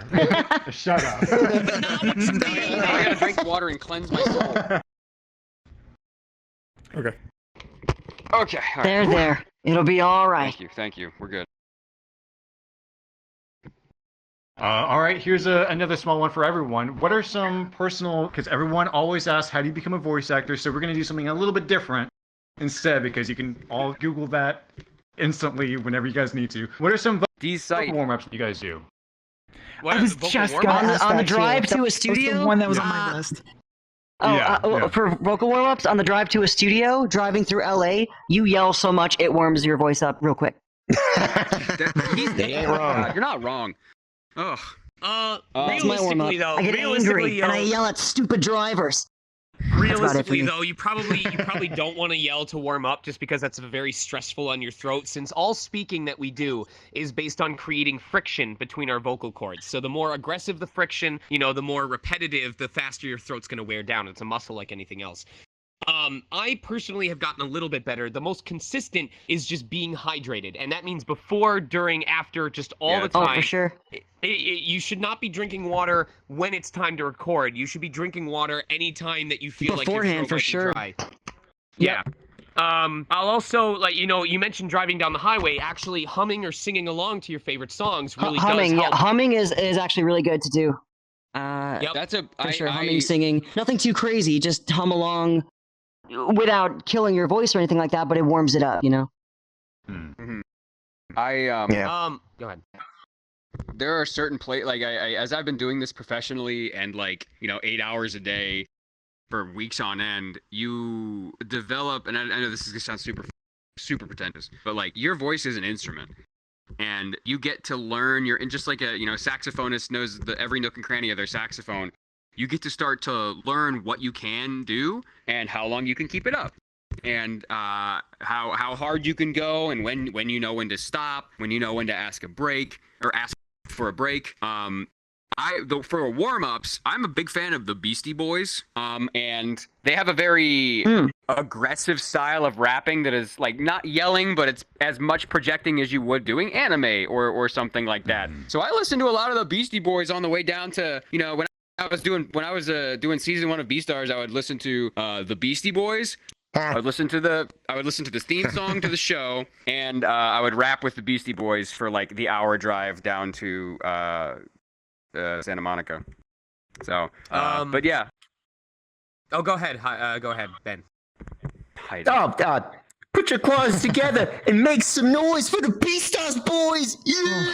I will say this. Boys! Yeah! See, I'm don't ever do what I do. I will do something similar, but instead of the Beastie Boys, I will listen to metal and scream at the top of my lungs on the way there. That's how I warm myself up. But then I stop.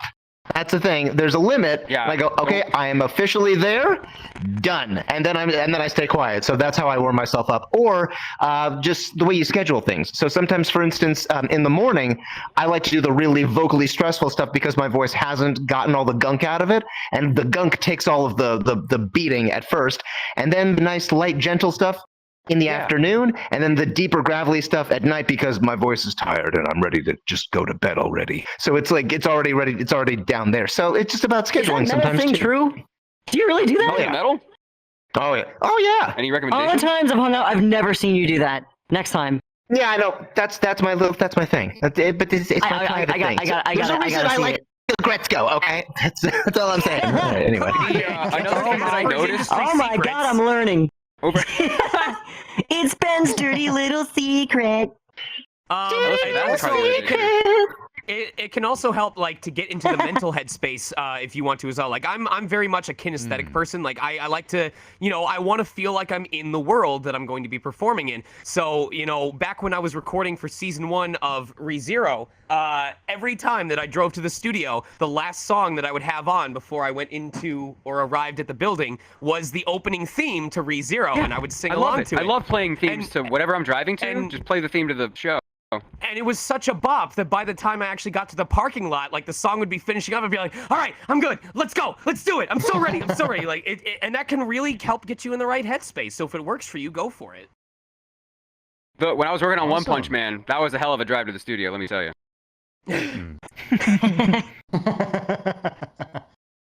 All right, I have a quick one for you guys, which won't take much time. Real quick, song. We already had him sing. Song don't make him do it. that song. Hello. Hello. I can't actually see the camera. Hi, everybody. This is a 2-hour panel. The first hour is streamed on Twitch. However, the second hour is not. We're moving on to the next event. The next hour of the VA panel will be shown in every event instance. So if you're already there, please don't leave. You will see the rest of it. And if you don't, if you're not in an event instance or you just can't get to one right now, go to our website. You can find the link to the to our little late stream where you'll see the rest of this panel. But for right now, our Twitch channel will switch over to the next event. Thank you everyone for watching. And you guys can continue. Thank you. Woo! Woo! All right. Yeah. That wasn't a very good question.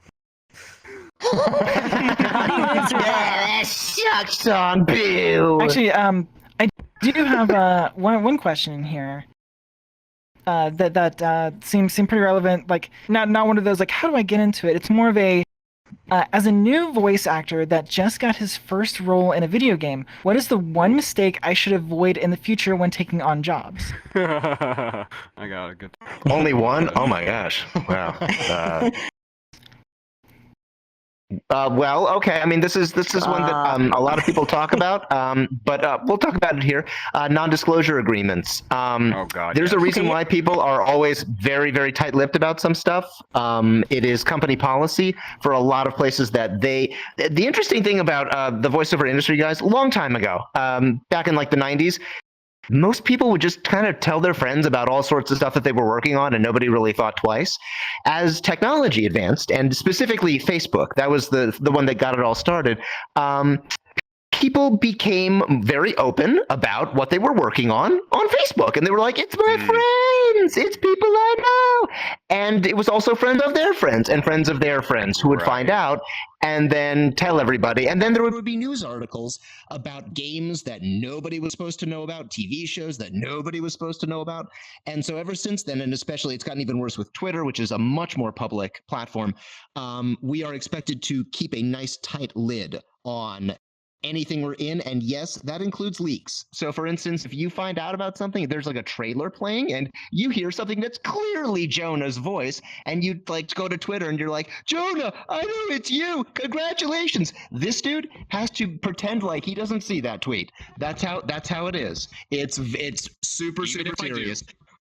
Even if he does, he can't acknowledge it. Like we sign these agreements that say if we are responsible for information that harms our value or the value of our marketing or the value of like our specific routine, we can take you to court for what we perceive to be the amount of value that we lost. So you have to understand. And that could be arbitrary.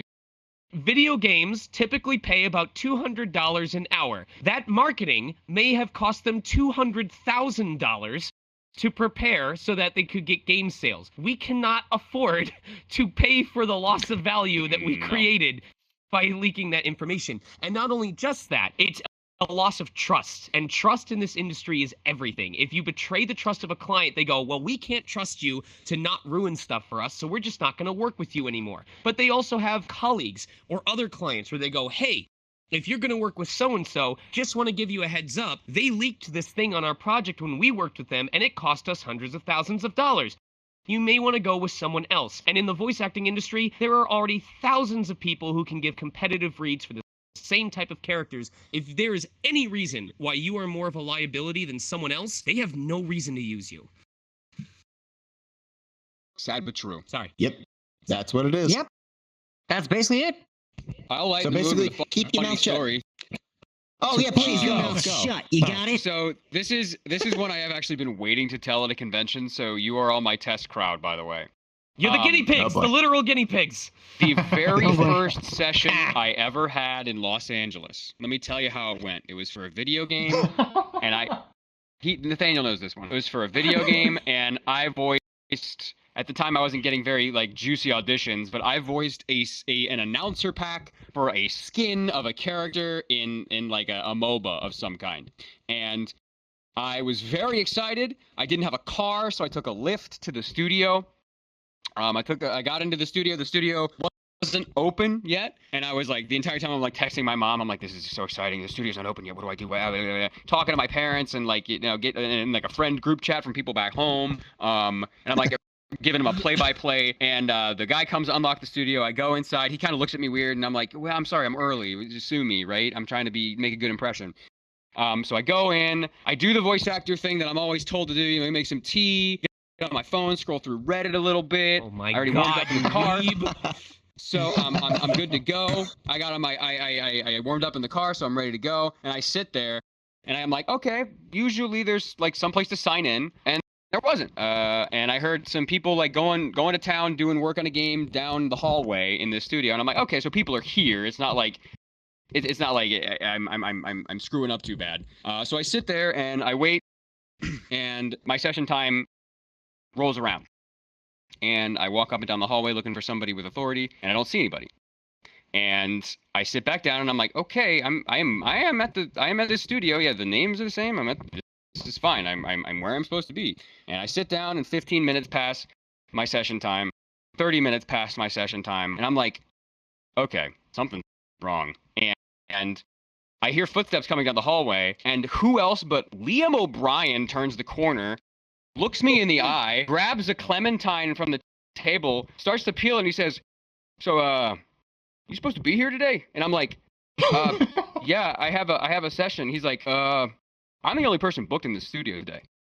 So I think you're in the wrong place. And he turns around, takes a bite out of his clementine, and walks down the hallway. And I'm like, oh, fuck, Liam O'Brien just told me that I screwed up. And I checked my email, and sure enough, they're like, are you here? We're actually at our satellite studio today. I don't know if the wires got crossed, and I had to take a lift across town in like midday traffic and get there 45 minutes late for my 2-hour session. Oh my God, Jonah! I had the same situation. There was a session where they said, "All right, we're at 2246 like Burbank Boulevard," and I went to 2246 Burbank Boulevard, but they were like, "Oh no! This is the 2246 Burbank Boulevard outside the city, not the 2246 Burbank Boulevard inside the city."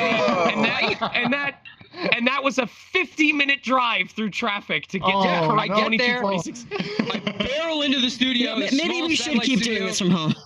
It's like one booth, and the only person there is the engineer, because this game is so freaking tiny that it doesn't really matter. It's the engineer, and then they're piping in the director, who is directing like 18 sessions for this game today. And I roll in, and I'm like, I'm so sorry, I'm late. Oh my God, I do all the apologetics, and the engineer's like, yeah, no, it's fine. Like, you have a minimum. We only need you for like 30 minutes, so it really doesn't matter. That's the best possible situation. Jeez. Yeah, and I'm like, okay. Yeah, really. I screwed up. My heart jumped out of my throat for like 30 minutes as I was driving across town. But it all panned out. Character sounded great. It was fantastic. But Liam O'Brien told me I screwed up. So to finally add on to that, you were talking about, being so excited, texting your friends, being passionate. This is actually a little awkward for me to say, but just to add on to the question of, what's one mistake you don't make? Another thing I talked about in my panel, you have to remember the moment that you're in there to do a job, you are now a professional, not just a fan. Yeah, it's work time. And it's not just a matter of how you conduct yourself, it's how you're perceived. I actually am pretty sure that there's a studio I'm blacklisted from, and all that I know is that when I worked for them, apparently I gave off an aura of just being too excitable, like too casual, too joking around, that it left them, this is what I was told, this is all I was able to find out, that it left them feeling like I was too much of a fanboy to be trusted with confidential information. You're You're Sean I'm from dead the serious. Chipmunk. Oh my What? god. I'm dead serious. So ever since then, I don't get auditions from them. They don't hire me. I haven't been able to work with them, and to this day, I have not been able to find out what the actual reason was. But that is what That I is the was told. worst. Wow. Weird. Okay, this is off topic, but very on brand for me. I gotta go pee really quick. Hold on. Oh my Is that god! how you Oh, she's pee? not here. No, bad boy. That's actually now. no. That's No. actually what he does. He like sits down facing the back of the toilet and like wraps his legs around the back to make sure that. Over the restroom. Yeah. Just. Are you massaging him? the Just hard help him out. Like, Yeah, come on, yeah, you I'm got just helping this. him, you know. Good You boy. got this. I'm just Good helping the job. river flow. Save some for me. Save some for me. Ah! So this one's a pretty short, silly one to just wait for him to come back from the bathroom, and then we can surprise him with it. Oh no, Can you yeah, I drive would a- say can all you- of can us you drive answer, a- and then when he comes back. Yeah, Go ahead. can you drive a stick shift? Oh god, no. No, I would kill us. I would kill anybody in that car. We would all be dead. Never in my life have I even touched a stick shift. Oh my god, I've been waiting for I- this opportunity. Can I please drive with you while you're in stick shift? Oh god. I want my What do you have a suffering to death end. wish? Yes, I want my No, suffering to end. I'm a millennial. No. Bad. Oh, Bad. Come here. No, Jay-Z. no, come here. Let me love you. Let me love you. Let thank me you. love you. Oh. the Yeah. hide a hug. Yeah, he's back. Oh my god. Listen. Oh my god. And he's Listen, Fastest person in the West. What's up? So, all right. So, Jonah, it's your turn to answer. Can you? Can I? Can you? Yeah, can you? Yes or no? Yeah, can you? Can you? Yeah, I think I can. That's the actor in him right there. Yeah. Yeah. You always say yes. Yes, I can. Anytime. Yeah. Yes and. Yes, No, and? I specifically, Yes, and? specifically made sure that my car, my replacement car, had an auto parallel parking functionality so that I wouldn't have to do it. There is no way in hell I could try That's stick a shift. thing? Yes. No, Casey, you have no idea. I slowly drive forward. It finds a space. Then it tells me what to do. I put it in the correct position, and then it parks itself. I don't even have to touch This the robot wheel. helps me park. That is. I wouldn't trust that. I that's terrifying to okay, me. Casey, another example. Oh. I have on my the car, the very first car I've ever owned, the car that I just bought last year, it has automatic cruise control. Now, what that is like I can set a speed and then it will Yep. like brake and Yep. accelerate for me. Yeah, The cars that's nice. like on the highway, it's fantastic on the Yep. 405 going down the Oh. road. But it is Mhm. terrifying because you can set a draw distance for each car, right? So you can be 1 car length, 2 car lengths, 5 car lengths, and sometimes I make it pretty short. And I'm so nervous when I'm going up to a car because I'm like usually going pretty fast, but I'm like, is the robot gonna do it? Is the robot gonna brake or do I have to do it? Is the robot gonna brake? Is the robot gonna brake or am I gonna do it? No. I'm gonna do it. You're I'm just too asking scared. is the robot going to break or am I going to? Yeah, exactly. So wait a minute. If you have it set, can you still brake and override it? Yeah. You can. You can brake No, and no, you you turn it can- off. Thank God for that. Holy crap. No, you can always Okay, no. I mean, You still. but you know Los Angeles traffic. Sometimes you set the robot to Oh, a draw hell, distance of 5, and then the Yeah. dude cuts into the lane in front of you, and now it's a draw distance of 0.5. Oh my god. And it And slams the on thing the is, brake. Yeah. it's a computer. Oh, so when Lord. the guy cuts into your lane, this thing has to notice the new car, calculate the new trajectory, slow down accordingly, and for that 1.5 seconds, you're like, oh, I might actually die because of this jerk. The computer doesn't give a shit. It's a computer. I would never trust that. I'm way too good behind a wheel. Ben knows to trust something like that. But listen, with my auto cruise control, I have never made more progress on my Switch games while on the highway. I'm just kidding. Wow. Not even as As a we joke. say, not as we do. Oh my God. My Going God. autopilot the entire way. Anyway, Oh my Nathaniel, God. this has actually, been, this man, has I been would top never trust tier that. with Oh my voice God. actors. Actually, Yeah, a question for we're sorry. you from the chat. Oh? From Nathaniel. And the question for you is Baba Booey. Oh, Baba Booey. man. That's the answer. What else did you That's say? the answer. That's What? it. There you go. No That's dab? the answer, Baba Booey. No dab? No There- dab? There you go. What? Perfect. No dab? There you go. There you go. So no dab? You're lucky I'm not doing a So little no like dab? that right now. a little dabble do. But I have another fun question for you. And this is one for most of you guys, and you'll know why shortly. All of you guys quickly do any kind of JoJo pose you can, except for Sean. You're just gonna stand there menacingly. Hopefully the expression is working. There you go. This is one, right? Yeah, that's great. Photo That's moment. great. All right. For an actual question, though. For an actual question, though, going back to kind of the more furry topic a little bit, since you guys have been in a few furry roles and stuff like that, and kind of experienced the furry fandom gradually through your roles and through the fandom and through all the experiences that you've been through conventions and stuff like that, how have you found the VR furry experience so far, especially? And what's been your favorite part so far? Crashing the entire client for 35 minutes. That's my favorite part. I can't honestly say there's ever been a time where I've been at a physical convention and the door suddenly glitched out and like half the people in the room lost the bottom halves of their bodies and we just had to like reset the entire building. That's definitely unique to VR. That's definitely unique to VR. So you're saying that if we ever Very need true. a server test to just bring you the instance. Yes. Pretty much, yeah. This was all Sean's fault, in case you guys were wondering. Always blame Well, Sean. no. In all seriousness, I mentioned this yesterday, but what I really like about the fact is it allows the freedom of panels going over time. Like, for example, if this had happened, if we had difficulties during a 6 to 8 panel at, say, Anime Expo, from 6 to 6:35, we'd be trying to get things started. We finally start at 6:40, and then at 7:45, the security guards are trying to rush us out the door so they can set up the next panel. Versus this, where you guys can still get the full 2 hour, or even if we go over 2.5 hour experience, because we can just move to a different room and then stream it later. So I really like that flexibility and the lack of stress related to time constraints. Absolutely. My favorite thing about this is probably the fact that, and this is going to sound mean, I don't mean it that way. The money. I'm an introvert. No, the thing we're doing for free. Yes, that. Yeah, no. I'm an introvert, so like I get like really freaked out with like huge crowds, and so like here I'm like, oh no, there might be like a technical reason why I have to leave. Like, oh guys, I'm sorry, my battery is dying. I need to charge this thing. Bye! And then I leave and I don't feel terrible.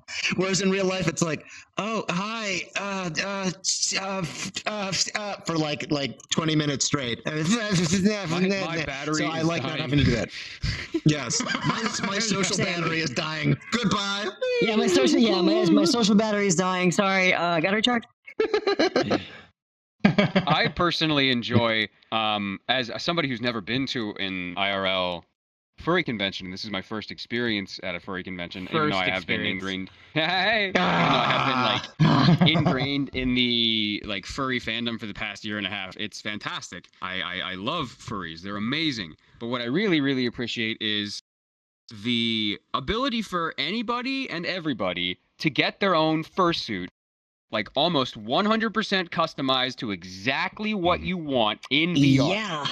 Yeah. Usually thousands, tens of thousands of dollars, what can be reduced to a $35 2-hour gig for somebody to like, change the color of the hair and maybe make a different style. And I don't want a tail on this one. And, I want this one's eyes to glow. The things that would cost a lot of money. Make the butt bigger. Yeah, make it bigger. Don't be shy. Put some more. Don't be shy. Jiggle physics for the bunny butt. Yeah. But yeah, that's amazing. Everybody can express themselves in any way they want. Like this. There we go. Look at that bunny butt. It's very safe space as well. Hello? Oh my god. I think this is something unique that I can bring up since, most of us or all of us on this stage identify as males in some regard. I don't know if this is related to voiceover, but to the furry fandom specifically, the level of acceptable male physical interaction that happens in this fandom as a whole. And I don't mean anything inappropriate. I mean like physical touch, like shoulder touch, hugs, cuddles, like the level of male physical acknowledgement that happens is unlike anything I've ever seen from any other community. And it's something that I think is not talked about or acknowledged in society as a whole as of today. And I think it's really, really important that it's something you can find in this fandom. Mm-hmm. Yeah. That is true. I thought there was like, but we can do that in real life, buddy. I thought we were talking about virtual reality stuff. Also, the whole yeah, time. it's I'm sorry. we're still in the middle of almost near the end of a pandemic. So I can get this close to Ben. I can get this close to Casey, and there's no awkwardness. There's no like, are people gonna think I'm weird because I'm not wearing a mask? There's no like, it's whatever. I can like I can get all up in Sean's business. And Oh my God! Please do. Wow, that's what the inside of Sean's head looks like. It's so empty. Wow. Isn't it amazing what we all look like on the inside? Why does your head say gumbo? What? And the best thing is, now that this is in VR, none of them can tell I haven't showered in 3 days. Oh, we can tell by this. That's a big. We didn't want to say anything, but Okay. Y'all know.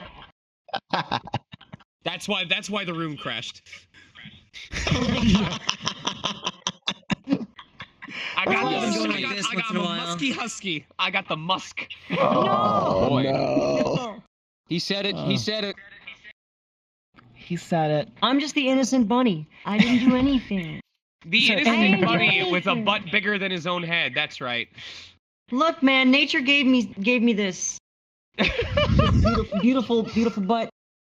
Beautiful bunny butt. So I've done a bunch of conventions like in person as a guest wrangler there as well. And your personal like situation, that's why my policy is always to have like an out. Like I'll give them like a code word that they can like kind of like nudge and whisper at me and just be like, "Get me out of here."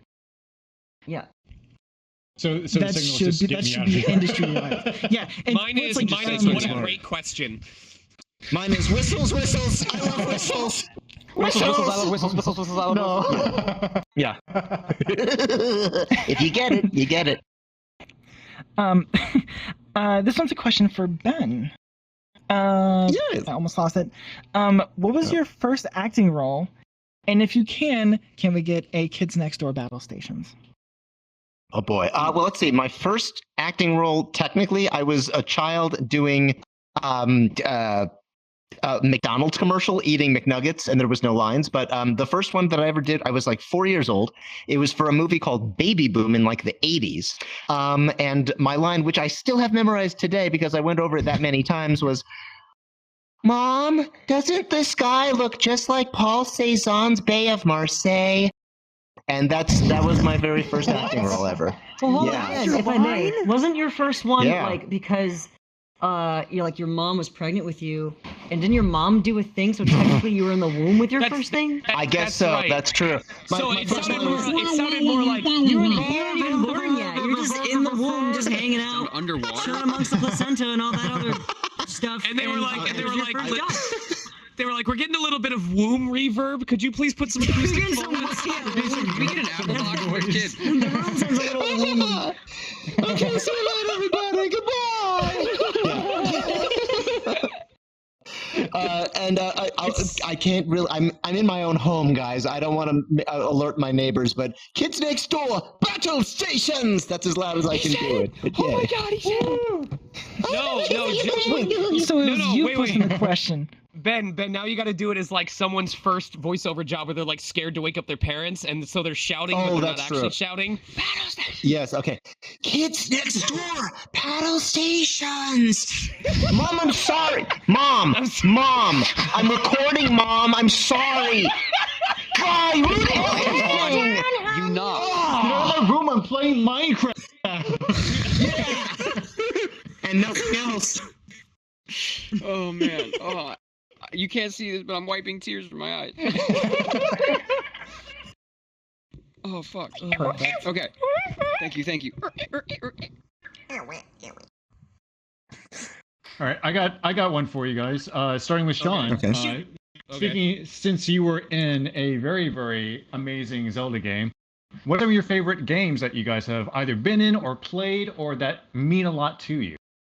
So What about this you, is Sean? kind of a cop-out. This is a cop-out answer for me before everyone gives real answers. But I'm someone who struggles. No, I'm serious. I struggle a lot with trying to make sure that I don't get bitter or envious or jealous when I see what other colleagues are doing, because I'm very grateful for all the chances that I've had so far. But it's very, very easy to see really cool stuff that people get to do and be like, man, I wish I could be a part of that. And so my counter to that has been, there is no voiceover job that I do that I'm just like, all right, well, that was a job and I did it. I try to find something in every single job that I've recorded for that I can bring home with me, whether it was a new milestone that I accomplished, or a challenge that I had to overcome, or something that I knew right off the bat I was going to knock out of the park, and I got to showcase, you know, my strength and leave a lasting impression. A lasting positive impression. And that has done a great deal of both keeping me humble and keeping me grateful, because now I can look back at any role that I've done and said, well, this role was important to me because of this, and this role was important to me because of this. And so now I don't, you know, it helps me combat those feelings of bitterness and jealousy, because there's something in everything that I've done that I can look back on and say, this has helped me become better as a person. This has helped me grow as an actor. This has helped me expand my portfolio or expand my marketability. There is no wasted gig, so to speak. So that's how I approach it. Cool. That's good. That's wise. Really good answer. How do you follow that? I don't know, but you're gonna What was try. the question again? I like Tetris. So yeah, guys, what's your one favorite job out of all of them? No pressure. Oh, I thought we were just talking about video games. I thought it was just, just what was your favorite video game that meant a lot to you? But that's a really good that you answer to played. that question, though. Oh, that I played. Oh, shit. Yeah. Oh, I completely missed the point of the question. My God. That was a good Good answer. answer. Wrong question. It was a damn good answer, I'll give you that. Mario Tennis actually got me interested in tennis in the first place. I played Mario. That's a good answer. Mario Tennis was a legitimately fun tennis RPG with like stats and everything, and I played it nonstop. It's the first time that I ever got caught swearing because I kept losing to one of the final matches, and I said the F word, and my mother, who was doing laundry, heard me, and I started crying. But also, it just because it was actually very thorough with explaining the rules of tennis. And so when I got into high school, tennis was what I pursued as an intramural sport, because I wanted to be as cool as my player character in Mario Tennis. So, yeah. And now you are. Yeah. Now I need to be in a Prince of Tennis dub. Make it happen. Oh, man, if only. What about you, Casey? My favorite video game series was probably just Legend of Zelda. I think a lot of people are like, yeah, me too, whatever. But like that, when I was a little kid, I wanted to be Link, specifically from A Link to the Past. The Super Nintendo was my very first video game system that I ever actually got to own. And I'd been begging my parents for like just the regular Nintendo. So I got that. I got Mario World and I got Zelda, and that game pulled me and hooked me and made me a huge Nintendo fan to begin with. So yeah, it's the Legend of Zelda series. Probably A Link to the Past. That might still it flip flops for me between all the different Zelda games, but definitely that one. That's a really good one, yeah. I can go next, or Casey. Sure, yeah. Go for it. Go for it. I'll go last. Okay. When I moved to Los Angeles, I had a PS4, and that was pretty much it. And I was looking for really cheap games to play, and I'm a big fan of first-person action RPGs. So even first-person shooter, like narrative-driven shooters, you know, things like BioShock, things like Titanfall, that kind of thing. And I found this game called Dying Light. And I had no idea what it was, but I love zombies. So I downloaded Dying Light, and it blew me away. It was a hidden gem that had been around for 4 years at that time. And Roger Craig Smith knocks it out of the park as Kyle Crane. I still have yet to meet that man, but I really, really do, because we interact every now and again on Twitter, and every time I do, I get a little giddy. But he seems like such a nice guy. But he's a good, funny man, dude. Yeah. Not a month after I beat the game, I get the audition for a video game, and I read through the sides, and I'm like, wait a second. This is referencing things to the game I just played and beat. Wait a second. This can't be. And then I asked the casting director, and he's like, yeah, like low key, this is the sequel to that game. So just like, you know, keep it on the down low. And I freaked the hell out. And it wasn't an audition for the actual game. It was an audition to be the temp voice actor for the main character. It was an audition to be the scratch vocals that the person would hear for timing, who was doing the real game. And I was like, you know what? That's awesome. I got paid a reasonable wage. It was hourly. I get to read the script before anybody else, at least the first version of the script, and I get to be like, I considered it practice for something that I would do in like 7 years. But lo and behold, they just kept using me, and they just kept using me, and they just kept using me, and I would keep coming back. And I've been doing this gig for about 6 years, and I'm actually that character now. They just brought me up, and they're like, That's really cool. I went to, I know, man, I always get choked up talking about it, but I went to Poland a few weeks ago to film a show called Dying to Know, which is them basically re-releasing Dying Light 2 and being like, this is what's changed, and this is, you know, the pandemic put us behind, but this is the new character. And I came out and I got to say that I voiced Aiden, and it was 100% official because I've been living, you know, 5 years of my life in this anxiety limbo, being like, they could axe me anytime they want. Like, it's like, I have no, and I can't be like, am I gonna be the character? No, I can't like say that. So I just had to like ride the wave. And when I got there, I was in a green room ready to go and start to like film on set.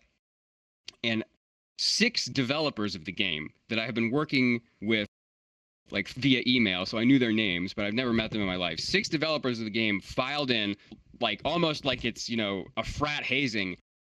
But they circled around me and they started applauding, and they're like, oh my God, it's you. We've been listening to your voice for years, and you're actually here. You're our Aiden. And I started weeping because I'm like, oh my God, these guys, they care. And I was like, you know, I'm gonna make you guys love this game as much as I'm gonna work as hard as I can to make it like really, really cool for everyone working together. And they shook my hand, they gave me hugs, they patted my back, it was very emotional. So Dying Light is one of the most important games in my life. That game is taking up a chunk of my life, almost a decade. One day you're going to be like chilling in your apartment just reminiscing on this, and there's going to be a knock at the door, and it's going to be the guy that was supposed to replace you going, do you forget? Because I always remembered. Dressed in cosplay for some reason. But yeah, I guess that's I'm trying to do quote fingers favorite game. It's the most important one to me, at least. That was way better than my misinterpreted answer. Mine's gonna be pretty bootleg and fairly short. I love Tony Hawk games. They like kind of ease my anxiety, so I play the crap out of Tony. We saw the play. Sick at Tony Hawk. I swear to God. Listen, let me tell the story for you. I tuned into this man's stream. While he was doing, it was like a score attack, whatever it was, like a competitive score attack Trick online. attack, yeah. At one point, yeah. Oh my God. You have to understand, it's like a 2-minute round. This man pulls off a trick in the first 30 seconds that gets him so many points, he sat down and did nothing for the remaining minute and a half, and he still beat the second place person by more than 5 times their point total. This man, Casey is a god at Tony Hawk. God. Yeah. Yes. Please watch their streams. The VOD is there. You can watch them sitting down for a minute and a half and just chatting with chat. People remember when you were there. They go, oh yeah, and last time you played online, Sean said you made people cry online or something like that. Because I would just do a bunch of tricks. I'm like, I'm going to sit this one out. I just sit on my skateboard and just kind of roll around looking at, the Twitch chat and stuff, and I see people skating around me trying to rack up points, and I'm just like, that's it for me. I'm like, all right, I'll go easy on them. Yeah, and I'm just looking at the go through the chat, go easy on them, and they're just like, what the? And people just after the round is done, and they all come up to me as I'm still on my board, and they're just like if they could do this, they would. Just jumping on me, like angrily ollieing on me, like what the hell, man.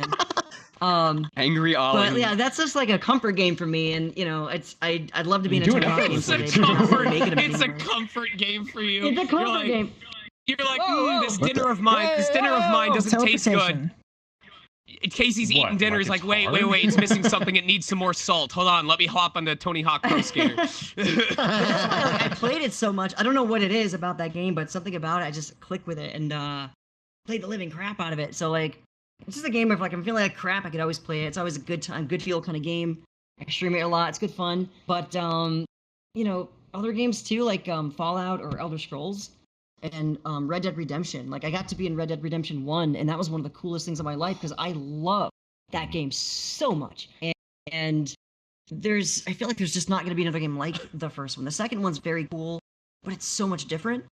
But like Elder Scrolls 2, Skyrim, and Oblivion, I played. Dude, yeah, I got to be on Elder Scrolls Online, and that yeah, me too. like as a non-insignificant character, and it blew my mind because I got to Yeah, I never got get to to do use a an bunch of accent. characters that were actually like named. Yeah, and that's I think the reason I got booked that is because they needed a very specific accent from Skyrim. So that's why I was in the Skyrim update for ESO, and I sent in the audition. We played Skyrim so much, and it's just we know that what these Yeah, characters and would sound honestly, like. I put way too many hours into it, and I knew how to do all these different accents and stuff like that. And if you have koi.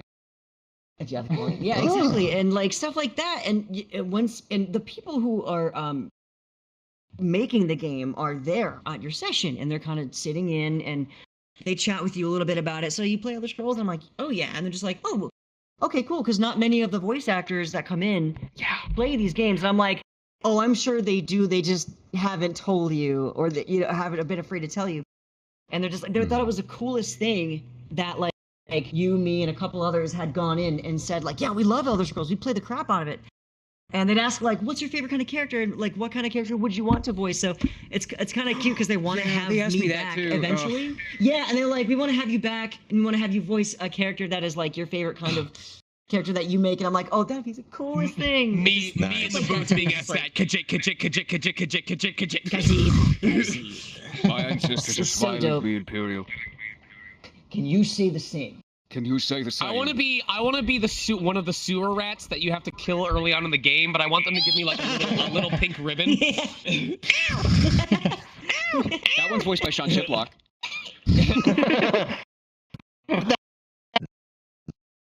Oh, Beep boop. beep boop. Keep up. You hiccuped. Do it again. Are Say you again. okay? What died? Uh-oh. Mute.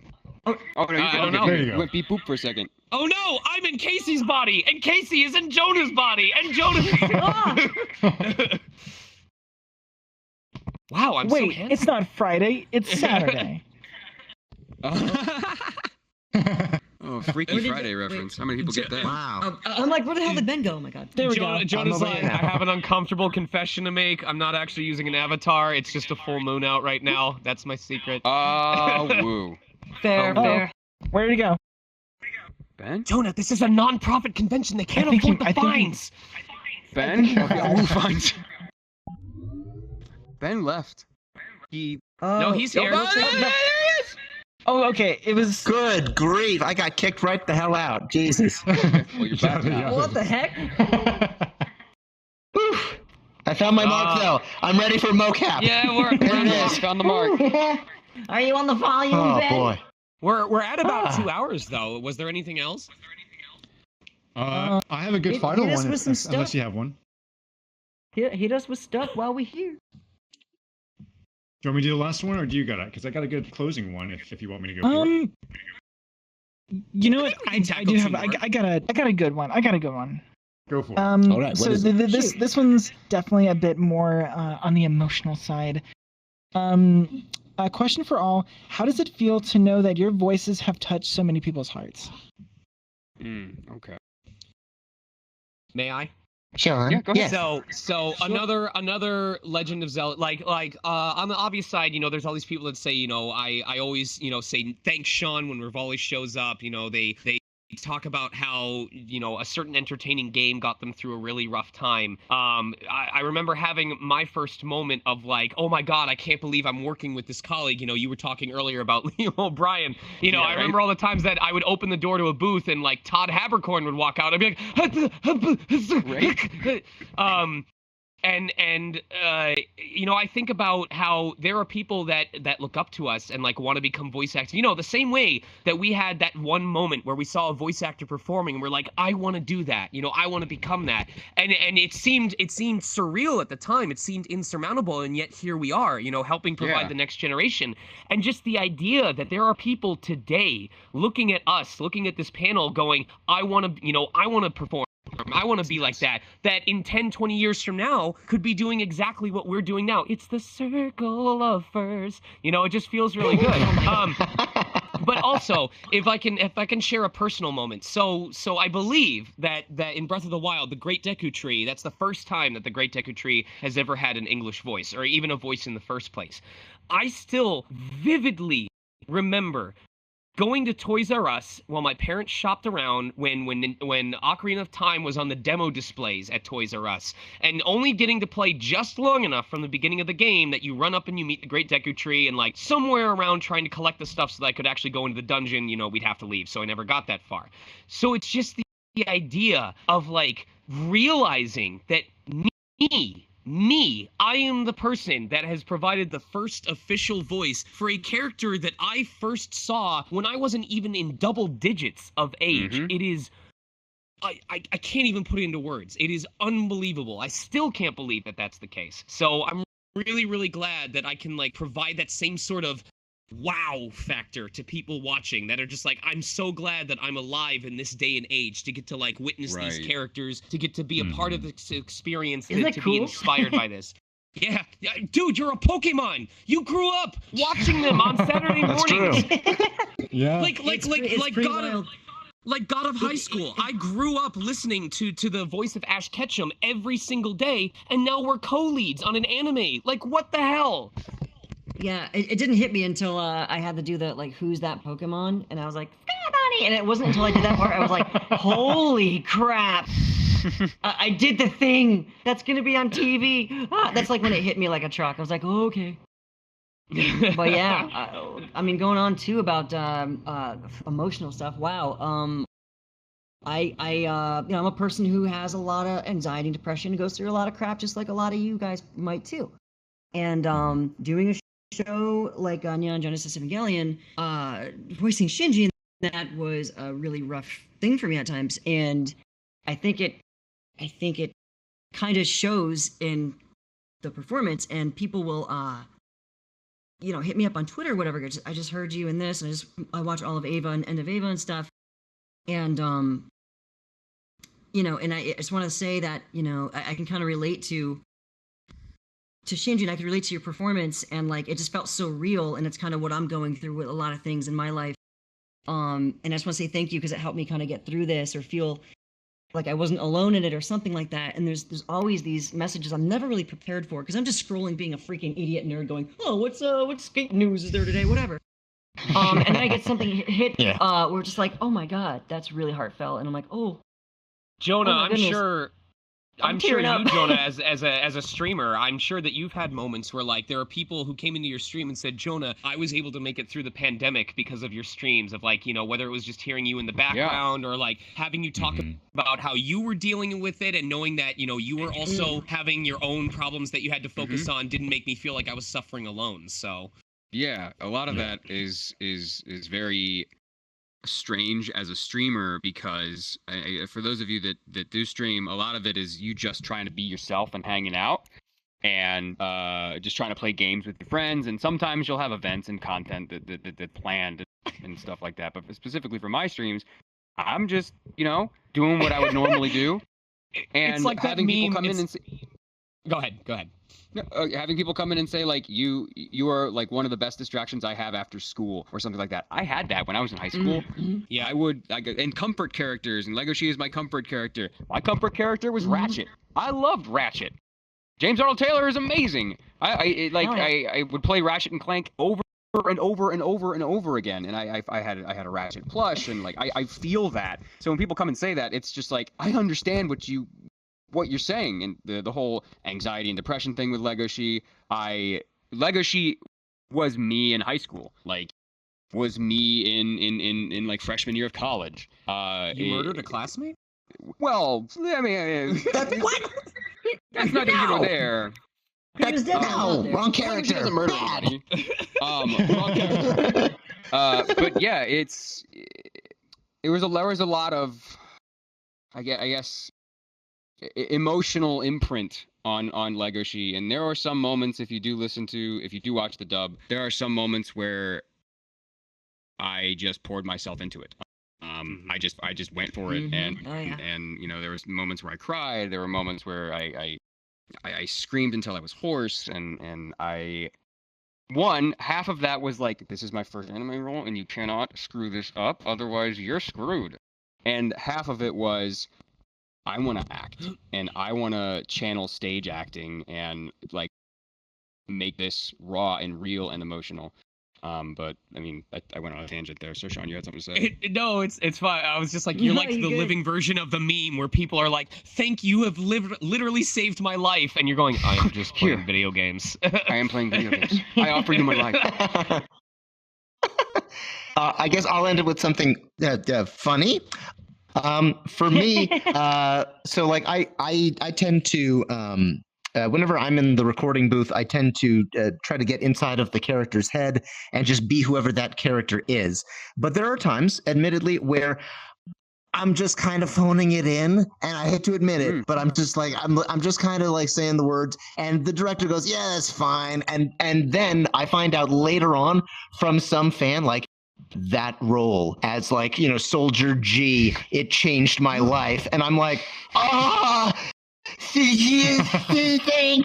You're great. A little awkward. Thank you, appreciate it. Yeah, so it's that kind of thing. Practice my lines every day. That's always.